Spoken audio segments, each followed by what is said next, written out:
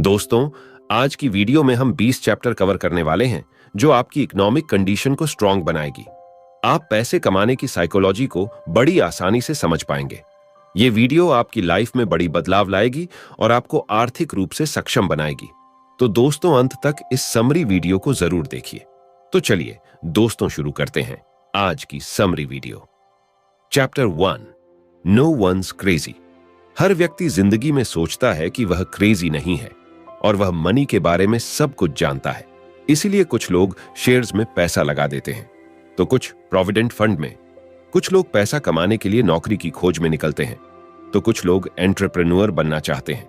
इसका मतलब है हर किसी की पैसे के बारे में सोच अलग है, लेकिन हर कोई खुद को समझदार समझता है। इसलिए लेखक ने कहा है कि अपनी लिमिट को समझें। उन लोगों को देखें जिन्होंने जिंदगी में गरीब होने के बावजूद पैसे बनाए हैं। देखें आखिर उन्होंने क्या किया है और उनसे प्रेरणा लें। Chapter 2, luck and risk. इस बात से इनकार नहीं किया जा सकता कि कुछ लोग पैसों के मामले में लकी होते हैं, जैसे कुछ लोग पैदा ही अमीर घरों में होते हैं। अगर आप बिल गेट्स घर में पैदा होते तो आप अपने आप ही अमीर होते। लेकिन दोस्तों, लक के साथ बुरी बात यह है कि इसे कोई कंट्रोल नहीं कर सकता और हम अमीर बनने के लिए लक के सहारे नहीं बैठ सकते। दूसरा तरीका होता है रिस्क लेने का। बहुत से लोग कंफर्ट जोन में रहते हैं और 10 से 15 वाली जॉब में पिसते रहते हैं।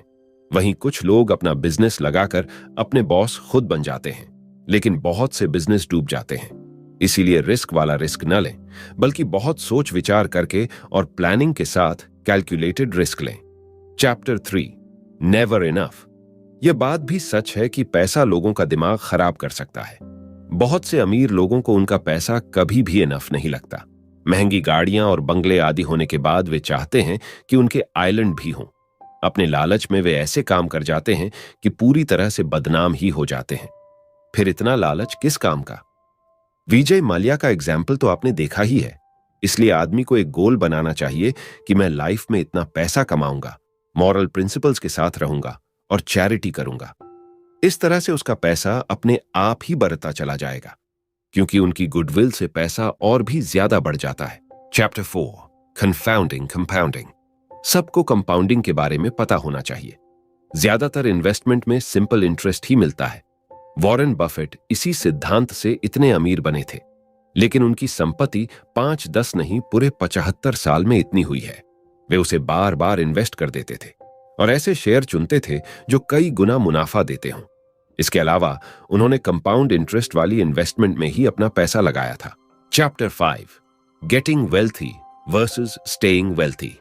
बहुत से लोग बहुत सा पैसा कमाने के बाद उसे खो भी देते हैं। ऐसा बहुत से खिलाड़ियों और फिल्मी सितारों के साथ हुआ है, क्योंकि उन्हें इन्वेस्टमेंट की समझ नहीं थी। न तो उन्होंने एफडी करवाई, न पीपीएफ में लगाया, न ही रियल एस्टेट में इन्वेस्ट किया, बल्कि अंधाधुंध खर्च करते गए। उन्हें लगा उनका पैसा कभी खत्म ही नहीं होगा। इसलिए पैसे की समझ विकसित करना बहुत जरूरी है। Chapter 6, tells you win. अगर एक बार सिक्का उछालो तो जरूरी नहीं कि आप जीत जाओगे, लेकिन उसे बार बार उछालोगे तो पॉसिबिलिटी है कि आप सफल हो जाओगे।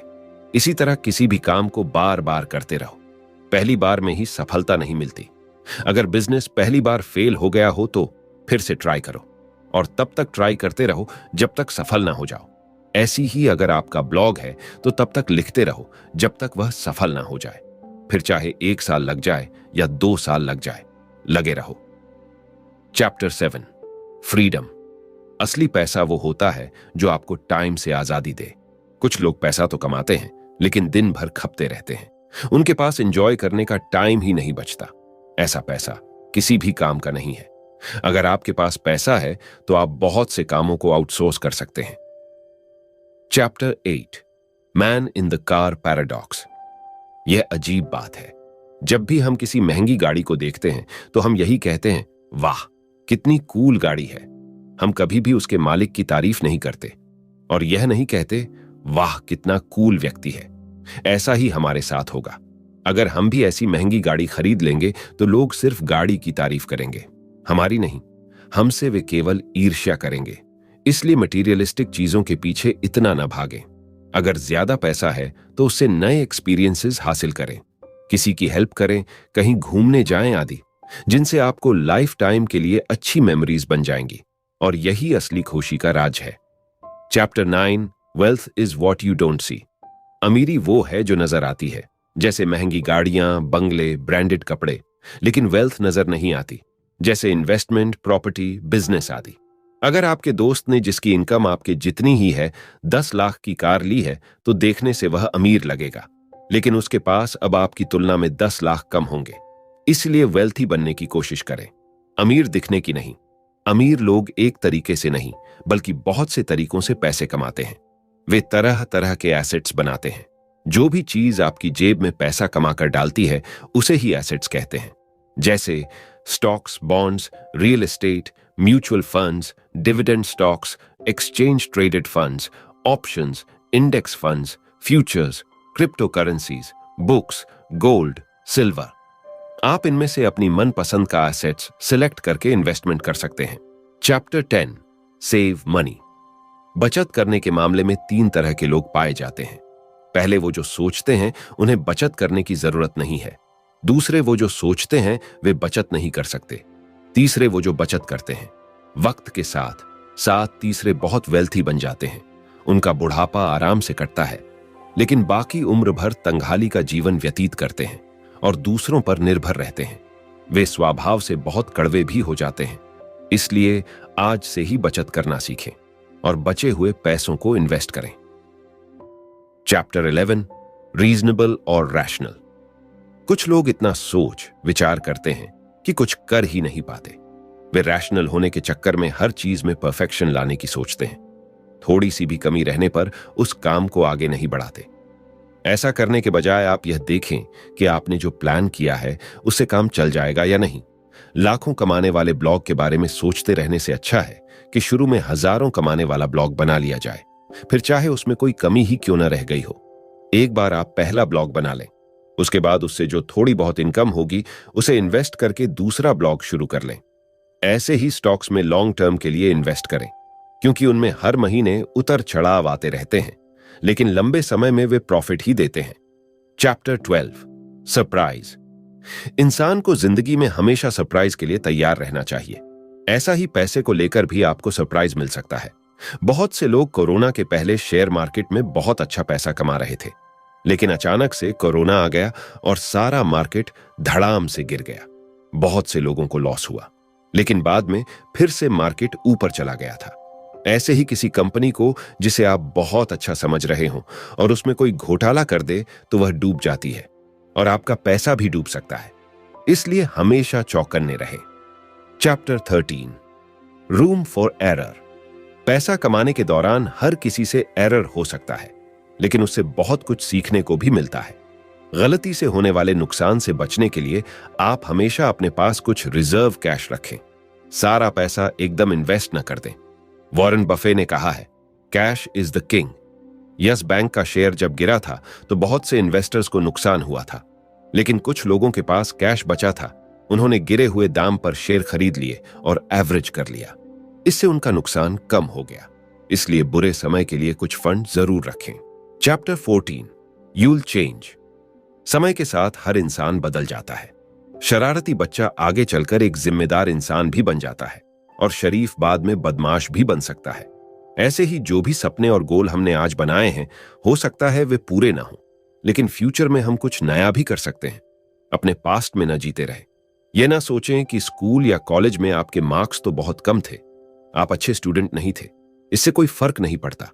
आपका फ्यूचर आपके पास्ट पर निर्भर नहीं होता। आप जब चाहें अपना फ्यूचर बना सकते हैं। कोई भी कभी भी छोटा सा बिजनेस लगाकर लाखों करोड़ों कमा सकता है। जैसे कुल्हड़ कंपनी के ओनर सिर्फ चाय की फ्रेंचाइज लगाकर करोड़ों कमा रहे हैं। इतना तो डॉक्टर्स भी नहीं कमाते, और चाय बेचने के लिए आपके मार्क्स किस काम आते हैं। इसलिए समाज ने जो अनाप शनाप आपके दिमाग में भर रखा है उसे बाहर निकाल दें। असली किताबें पढ़ें और नया ज्ञान हासिल करें। Chapter 15, nothings free. पैसे से ही पैसा बनता है, फ्री में कुछ भी नहीं आता। अगर आपको कुछ बड़ा करना है और आपके पास पैसे नहीं हैं, तो पहले कुछ साल जॉब कर लीजिए। बहुत से सुपरस्टार कभी छोटी मोटी जॉब करते थे। उस पैसे से ही उन्होंने उचित ट्रेनिंग ली और पोर्टफोलियो आदि बनवाए। ऐसे ही बिजनेस के लिए भी पैसा चाहिए होता है। शुरू में ऐसा बिजनेस शुरू कर सकते हैं जो कुछ हजार में ही शुरू हो सके, बाद में उसे स्केल अप कर सकते हैं। Chapter 16 you and me. पैसा कभी भी अकेले नहीं कमाया जाता, आपको हमेशा दूसरों की हेल्प लेनी ही पड़ेगी। अगर आप इंट्रोवर्ट हैं तो भी आपको दूसरों से डील करना सीखना होगा। जितना आप मी को इंपॉर्टेंस देते हैं उतना ही दूसरे यानी यू को भी दें। दूसरे की रिस्पेक्ट करें। अच्छे टैलेंटेड लोग हमेशा रिस्पेक्ट के भूखे होते हैं। उनके सामने अपनी ईगो न दिखाएं, तभी वे आपके लिए दिल से काम करेंगे। Chapter 17 the seduction of pessimism. आशावादी होना अच्छा है, हर कोई हमें ऑप्टिमिस्टिक बनने के लिए कहता है, लेकिन ब्लाइंड ऑप्टिमिज्म किसी काम का नहीं होता। यह हमें ले भी डूबता है। कोई बच्चा पढ़ाई न करे लेकिन आशा रखे कि पास हो जाएगा, तो क्या ऐसा होगा? अगर किसी में टैलेंट ना हो और बॉलीवुड चला जाए तो क्या होप के भरोसे सफल हो पाएगा? इसीलिए पेसिमिज्म भी जरूरी है। ये देखें कि कौन सा काम मुश्किल है या आसानी से नहीं होगा, फिर उसमें अपनी स्किल डेवलप करने के लिए लगातार मेहनत करें।